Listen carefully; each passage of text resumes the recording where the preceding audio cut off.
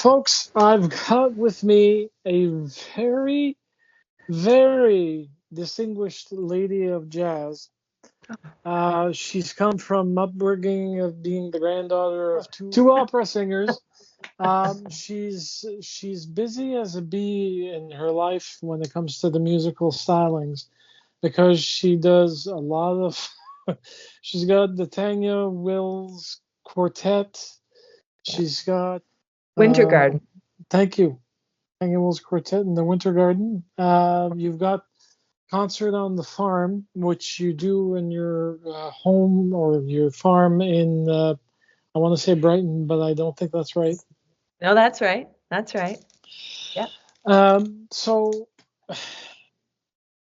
how, the first question I want to ask is, how long have you been doing this? Because granddaughter means anywhere in the very early age to mid-teens. Yeah.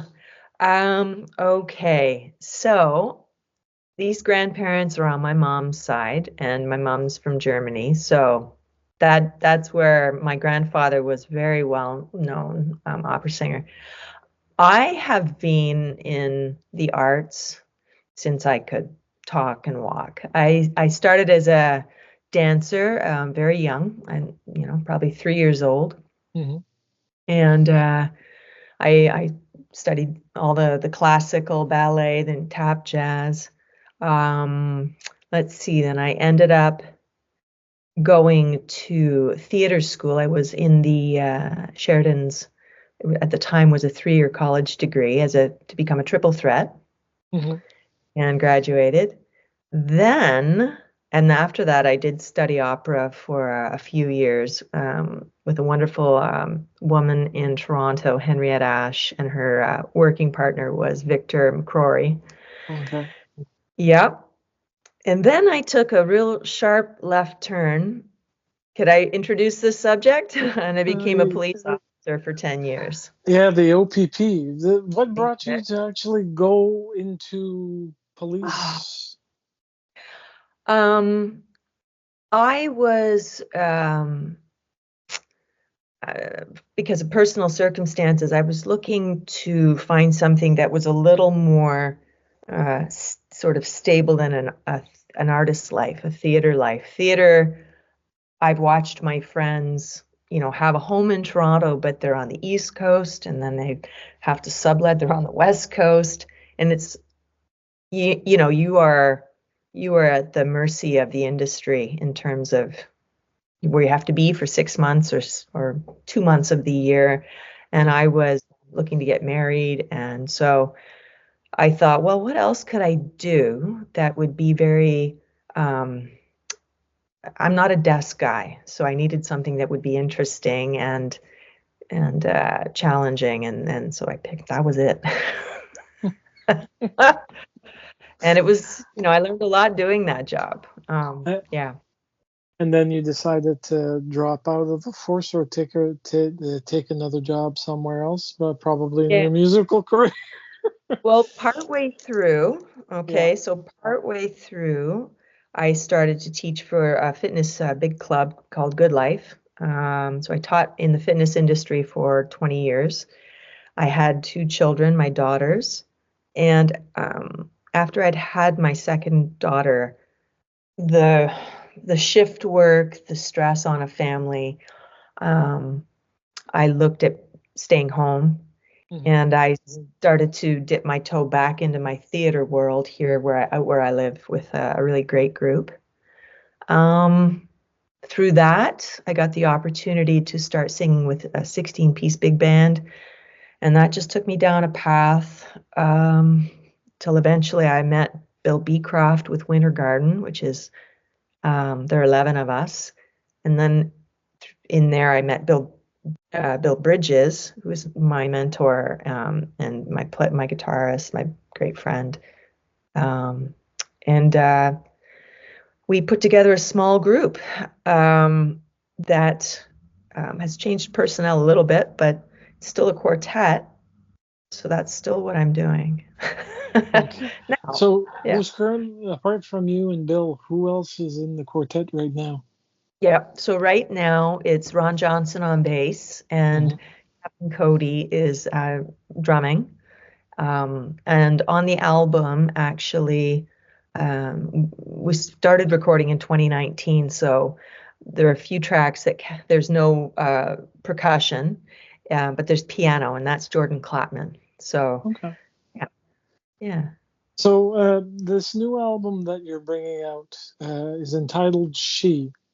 yes, Right now, there's a beautiful single on Spotify and pretty much all the streaming devices. It's Someone to Love, if I remember yes, correctly, that's right. which is going to be one of the pieces on the album. So you started in 2019. Hmm. And when, I want to say when, because there's a story to tell in regards to you being isolated on your farm, Hmm. running and doing stuff to keep yourself mentally stable and sane. Yeah. During that period of COVID contentions, Yes.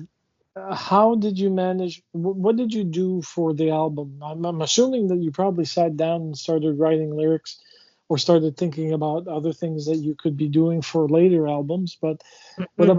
what about She? Started in 2019, and how did it progress from there to release this fall?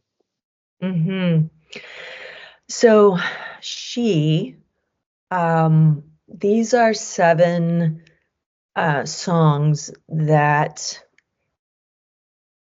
conceptually work because they are all feminine stories of some sort or another. Um, so I had almost all of them chosen. So 2019, we didn't know there was a pandemic looming, and that Hmm. was going to be the album. And some of them I've written almost, it was 15 years ago. Um, but this title track, or no, it's not a title track, pardon me, this first track on the album, Someone to Love, it did come to me. I was out on the run, you're trying to stay well, and I was thinking about, and I do a lot of writing actually when I go for walks now. I don't run so much, but I do go for my walks. I was thinking about, particularly with my daughters, my younger one was heading into university, and I was watching her have this online university experience and thinking like, is this what it's going to be for her? This is it. These are formative years. These are things that, as a young person, whether you're traveling on a gap year or you're at college, university, learning a trade, but you're socializing and there's so much development that happens, Hmm. and you might find your first love. Who knows? And so I thought, yeah, what is that like to be dreaming of and longing for and holding on to hope, though, right? Hmm. We are still all looking up at the same sky. If I want to transfer that to me, thinking of my elderly parents, an hour away, we are still looking at the same sky. We are somehow connected. It's out there waiting for you. Anyway, that's sort of how that came to be. Okay, so as um, so the album started in 2019, ever Hmm. so much, and then the 2020 hit us in the face.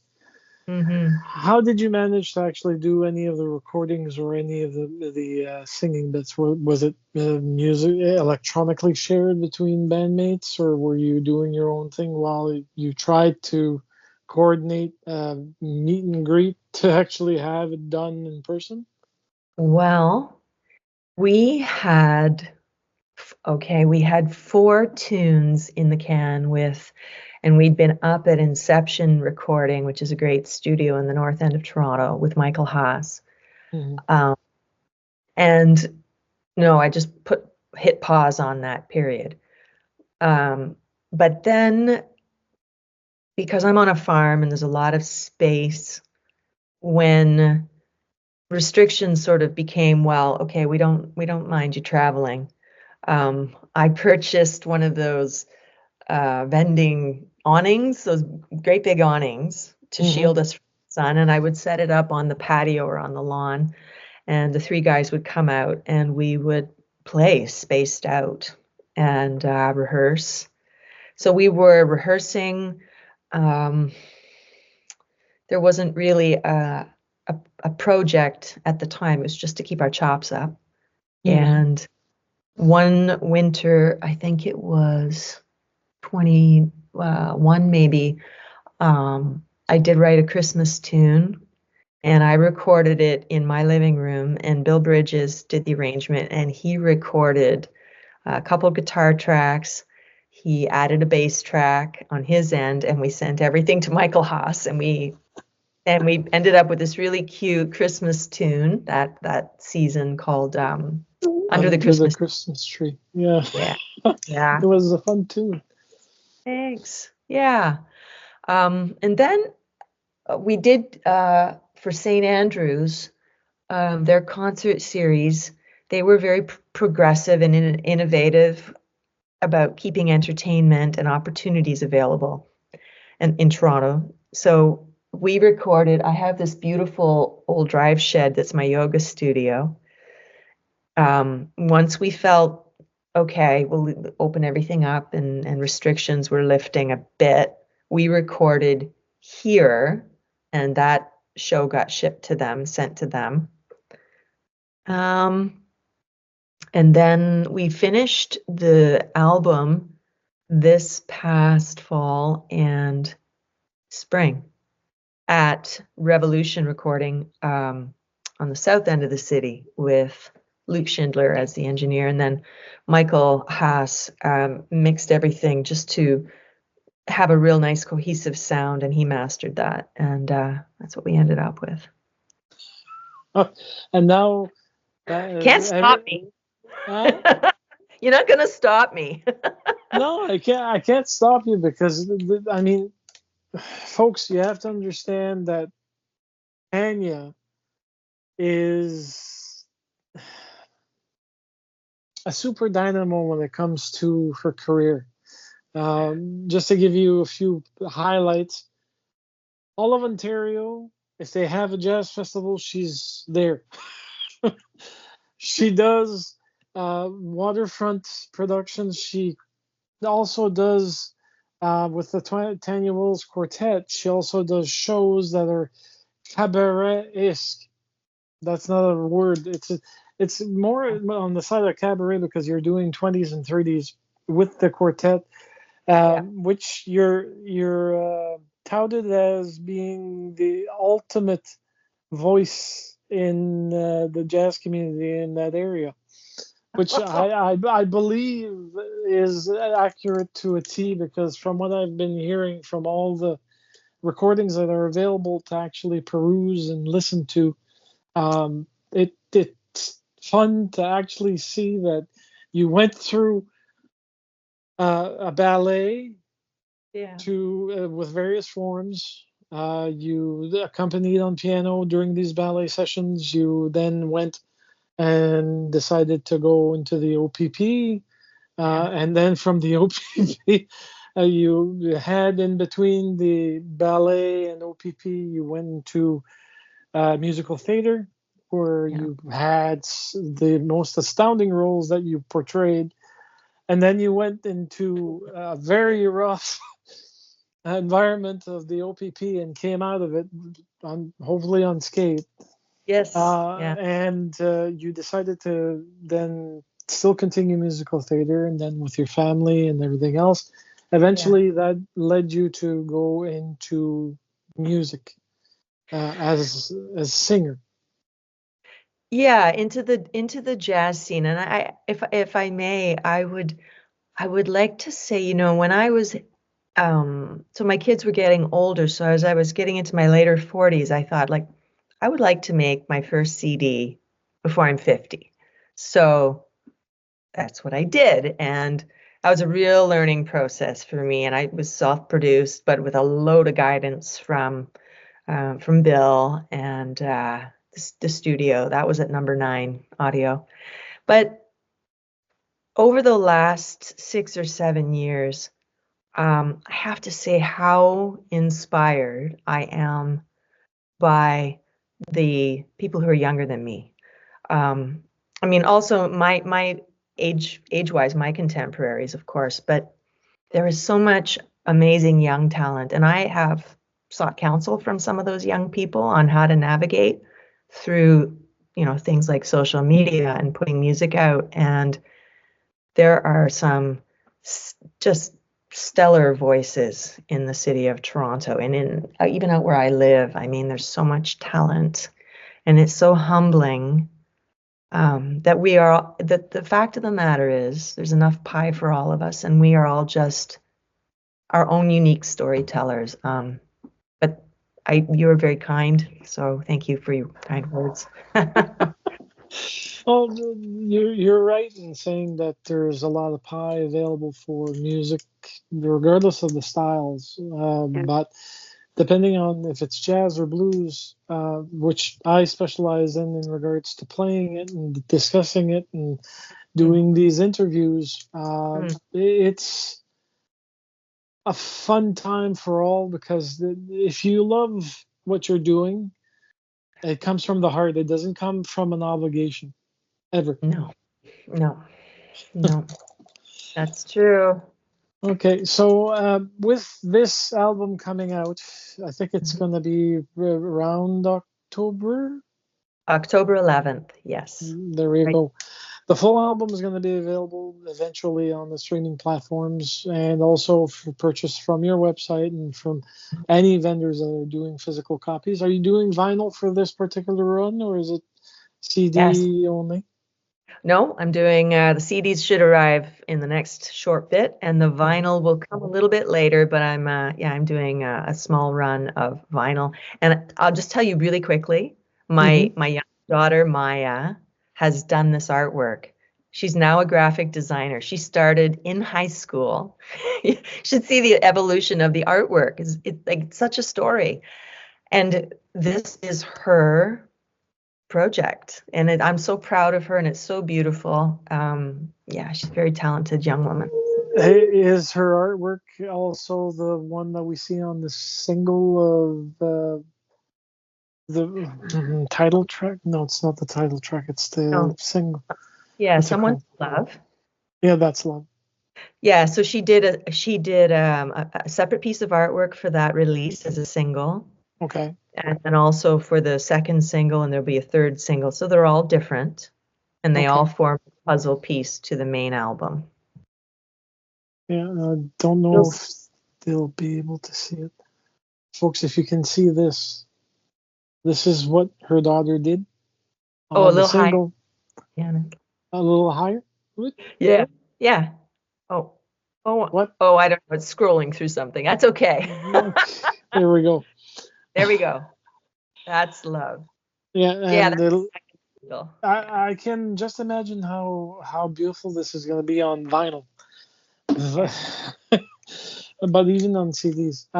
So in the She album, I'm assuming that all the tunes that you've composed and worked on, polished, are all your own original songs. Yes, I've written the music and the lyrics, and Bill takes what I've written and he arranges it for the band that we have. Nice.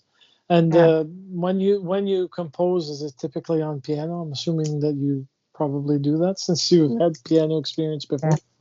I do, and sometimes it's the lyrics come first. I always have my phone, my memo with me, but I hear the melody. I hear the chord changes. I just have to find them. So the process sometimes goes one way or the other, but I hear all of it. It's a little bit annoying sometimes. I'm kidding. Well, I mean, that's the musical mind. It's an earworm to start, and then you tease it out, and it becomes something grandiose, a big butterfly that's ready to fly, and then you start giving scenery to actually have it go through it. Yeah. So, leaving off from you being an artist, coming back to the human side of the artist, Mm-hmm. you're a married woman with two daughters. And the Maine Coon still around? The Maine Coon? Yeah, Yes. Oh, my boy cat? Yeah, yeah, yeah. His name is Samson. Yes, he is. yeah, he's very beautiful. He's a, And I'm gonna correct you. I am not married. oh, Um, okay. no, I am not married. But I am out here on the farm and with a really great landlord. That's our joke. Um, yeah. Okay, Anyway, so it's arranged in such a fate that you added some fun I'm and the jazzing. yeah, yeah, yeah, yeah. It's uh, farming jazz. Yeah, he's a great sport. farming jazz. So the as a person with all these people around you and the commonplace of being on the farm, having fun with that, doing your concerts on the farm. I hope that you continue because apparently, from what I've read, it's a good spread to go to. Thank you. um, Yeah. uh, do you even have time for hobbies? Well, music is my hobby. Like that's the thing is, um, you asked during the pandemic. I started learning, taking production courses. So I'm sitting in my modest little production studio here, and I had a couple of great online instructors out of the U.S. and I've learned a lot about producing for myself. So that's what I love. I do love my gardens. I have perennial beds and I have a big vegetable garden. And anybody who knows me on social media knows I love bugs. I love That's the truth because, folks, if you want to so go much. on TikTok, you'll see her doing things and talking about certain insects that she's accosted during her farming. I like to keep it real. I know there are different opinions about how to handle your social media, but I do try to keep it real. What you see on there, that's me. Sometimes no makeup, ball cap, on a walk, in my garden. So it really blessed. We grow food. We grow. My partner's a big. Oh, he's not big. He's one of the best apple growers in southern Ontario. And Nice. it's always a good reminder where your food comes from. And one of my songs on the album, Orchard Ghosts, comes out this in 2 days, Yannick. On Friday, it drops. It's called Orchard Ghost, and it is Uh-huh. about the disappearing apple orchards. This used to be an orchard route. It was called the orchard route, and it's all disappearing. Yeah, sadly for the costs for certain diseases and also natural climate change. Well, the Sadly. economics, it's different things, but it's a blessing to be in the countryside and also be able to step into the city and visit friends and play music and yeah. So at the very least, you're very close to I'm trying to remember where Brighton is situated. You're off, what, an hour from one of the big cities? Hour and a half from Toronto, east. Okay. Yeah. So Yeah. that puts you in a nice riding distance. It's like me in PEI. I'm in Yeah. Moncton, New Brunswick, and it's just a jaunt over to cross the bridge.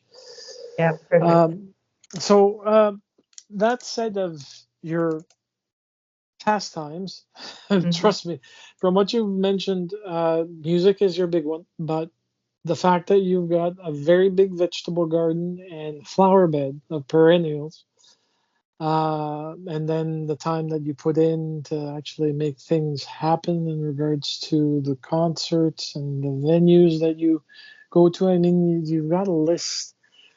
She's been all over the country or all over Ontario, and hopefully we'll see her come down to the Maritimes. I love that. Yeah. Uh, Yeah.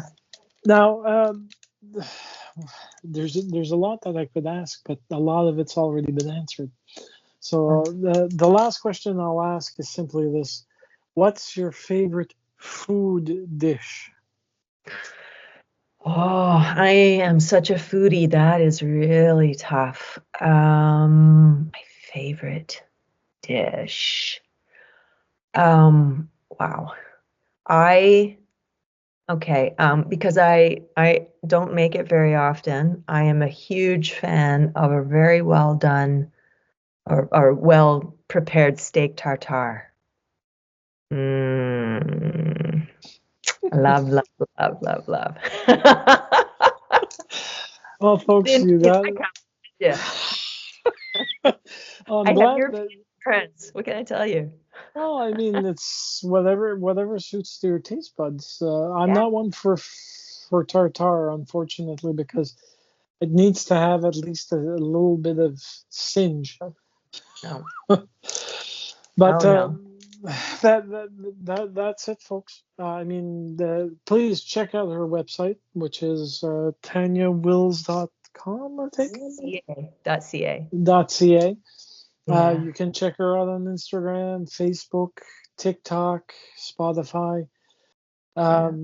Please, if you want to drop a line or learn more about her schedule, um, just go on the website and register for the actual schedule updater, if you will. Thank you so much, Yannick. That was a real pleasure. You are lovely. You're so very kind.